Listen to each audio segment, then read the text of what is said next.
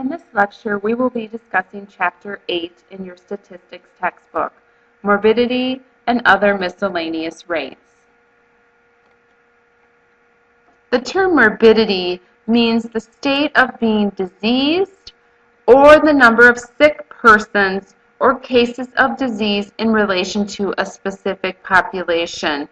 Morbidity may be infectious or may have other causes.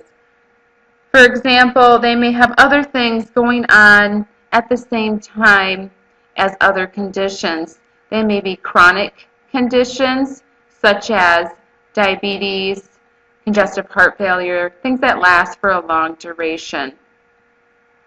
They may be pre-existing. The patient had this before they came into the hospital. Or they may be iterogenic, which occurs because of a patient's treatment. Nosocomial infections are infections that are acquired in the hospital.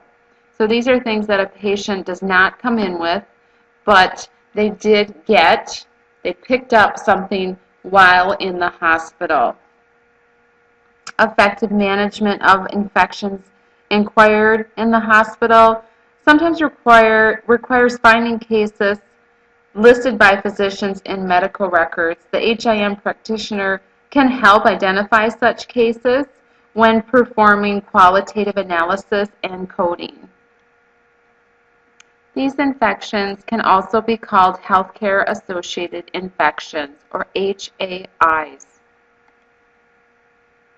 The nosocomial infection rate is the number of hospital-acquired infections in the hospital for a given period of time divided by the total number of inpatient discharges, including deaths, for that same period of time.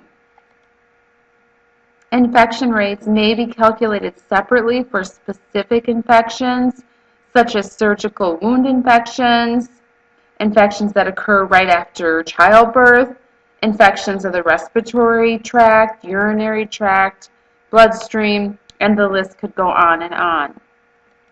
The formula for calculating the infection rate is the total number of infections times 100 divided by the total number of discharges, including deaths, for that period of time. Another specific type of infection that really is of great concern to hospitals is the post-op infection rate. That's because post-op infection can contribute to increased morbidity, mortality, and to the cost of patient care.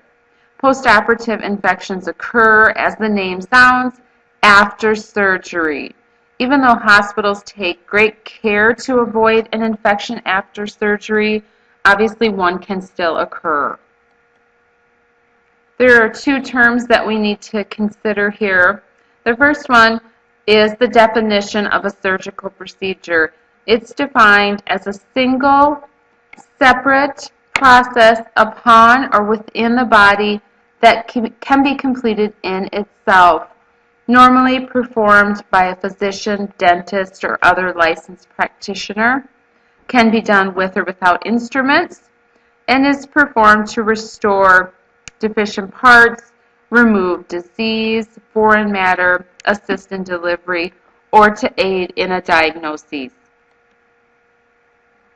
A surgical operation is one or more surgical procedures performed at one time for one patient via a common approach for a common purpose. An example of a surgical operation including more than one procedure might be an abdominal peritoneal resection that would involve resection of both the abdomen and the peritoneum. The post-op infection rate is the ratio of all infections in clean surgical cases to the number of surgical operations performed. A general definition of a clean surgical case is one where no infection existed prior to surgery. The formula that we will use for calculating post-op infection rate is the total number of infections in clean surgical cases for for a period times 100 divided by the number of surgical operations performed in that same period of time. A post-op infection may be difficult to determine because it's not always evident whether the patient came into the hospital with an infection or acquired one because of the surgical techniques used. Therefore, medical staff should provide guidance to the HIM department and the infection prevention department on really what constitutes a clean surgical case and which infections that we should consider post-op infections. Many infection prevention departments do use classifications developed by the National Nosocomial Infection Surveillance System. These are developed according to the likelihood and the degree of wound contamination at the time of the operation. The descriptions include a clean wound is one where no inflammation is encountered and the respiratory, alimentary, genital, uninfected urinary tracts are not entered. A clean contaminated case is where the respiratory, alimentary, genital, or urinary tract is entered. Specifically, operations that involve the biliary tract, appendix, vagina are included in that category. For instance, a patient who develops an infection after a hysterectomy would be reported as an infection in a clean, contaminated case. A contaminated wound includes an open, fresh, accidental wound, an operation with a break in sterile technique, or spillage from the GI tract, and incisions in which acute inflammation is encountered. A dirty wound is defined as one that involves existing clinical infection. If you are assisting the infection department with their stats, be sure to determine how your facility is classifying postoperative infections. In addition to infections, healthcare facilities are also concerned with any other type of complication that results from or occurs during the course of a patient's care. A complication is a medical condition that arises during an inpatient hospitalization. According to the Centers for Medicare and Medicaid Services, a complication is a condition that occurs during the patient's stay that extends the length of stay by at least 1 day in 75% of cases. Complications may be related to the quality of care that patients receive. The purpose of collecting complication rates is really to determine if changes in the treatment or the practice the facility uses, if we can prevent those from occurring again. Examples of complications include blood transfusion reactions, injuries during resuscitation, reactions to meds, vaccine reactions, patient falls, and infections can be complications, but they're generally calculated separately.